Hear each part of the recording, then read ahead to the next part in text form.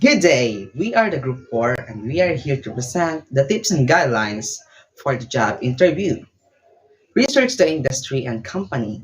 An interviewer may ask how you perceive this company's position in its industry, who the firm's competitors are, what its competitive advantages are, and how it should be best go forward. For these reasons, avoid trying to thoroughly research a dozen different industries. Focus your job search on just a few industries instead. Clarify your selling points and the reasons you want the job. Prepare to go into every interview with the 3 to 5 key selling points in mind, such as what makes you best candidate for the position.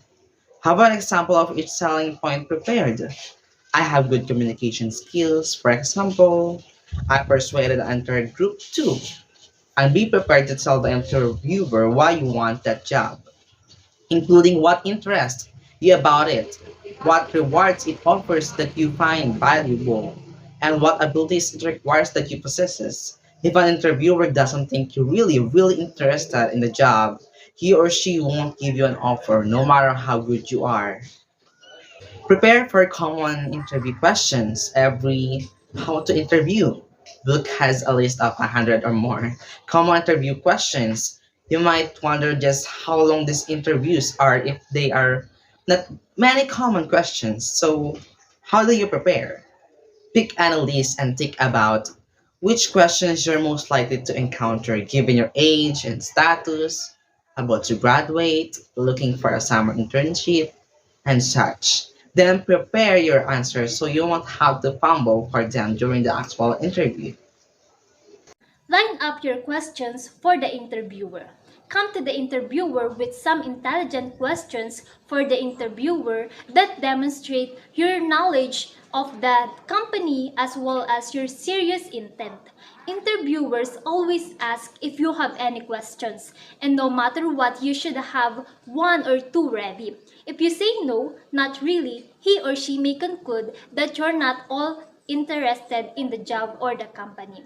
A good all purpose question is if you could design the ideal candidate for this position from the ground up, what would he or she be like? If you're having a series of interviews with the same company, you can use some of your prepared questions with each person you meet. For example, what do you think is the best thing about working here? And what kind of person would you most like to see fill this position?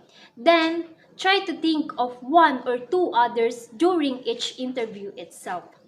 Practice, practice, practice. It's one thing to come prepared with a mental answer to a question like, why you should we hire you? It's another challenge entirely to say it out loud in a confident and convincing way. The first time you try it, you'll sound graveled and confused, no matter how clear your thoughts are in your own mind. Do it another 10 times and you'll sound a lot smoother and more articulate. But you shouldn't do your practicing when you're on stage with a recruiter. Rehearse before you go to the interview. The best way to rehearse. Get two friends and practice interviewing each other in a round robin.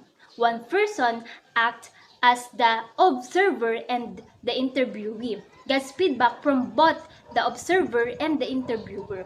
Go for 4 or 5 rounds switching roles as you go. Another idea, but definitely second best, is to tape record your answer and then play to back to see where you need to improve. Whatever you do, make sure your practice consists of speaking aloud. Rehearsing your answer in your mind won't cut it. Get on the same side as the interviewer. So many interviewers view job interviews as adversarial. Candidates are going to try an offer out of the interviewer, and the interviewer's job is to hold on to it. So your job is to transform this tug of war into a relationship in which you're both on the same side. You could say something as simple as, I'm happy to have the chance to learn more about your company and to let you learn more about me. So we can see if this is going to be a good match or not. So I always think that the worst thing that can happen is to be hired into a job that's wrong for you, and then nobody's happy. So be assertive and take responsibility for the job interview. So perhaps out of the effort to be polite, some usually assertive candidates become overly passive during job interviews. Mm, but politeness doesn't equal passivity. Passivity, yes, and an interview is like any other conversation. It's a dance in which you and a partner move together, both responding to the other.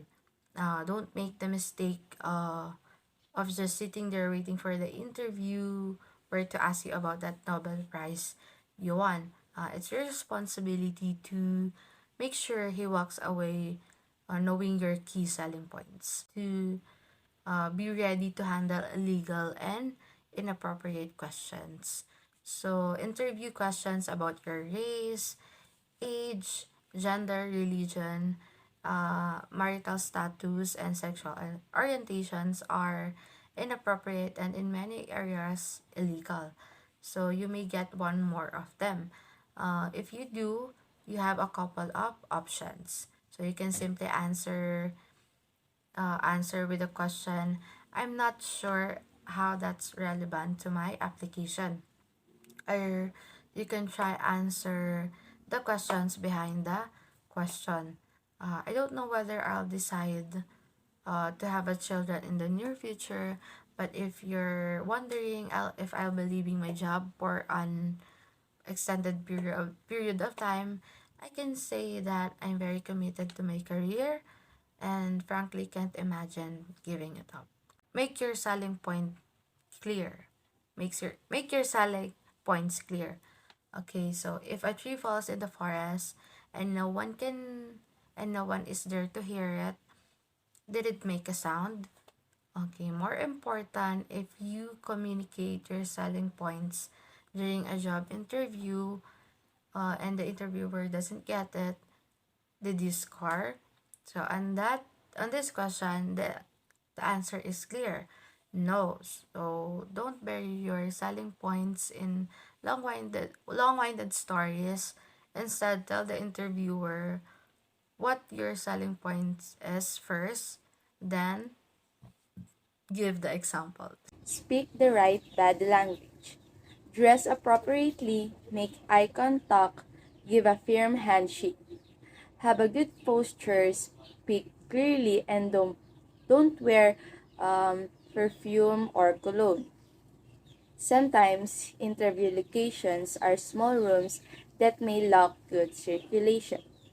You want the interviewer paying attention to your qualifications, not passing out because you've come in wearing Chanel number 5 and a candidate before you was those with broth and to have mixed to form a poisonous gas that results in you not getting an offer.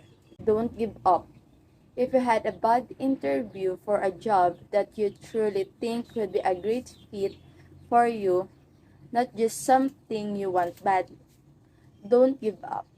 Write a note, send an email, or call the interviewer to let him or her know that you think you did a poor job communicating why you think this job would be a good match.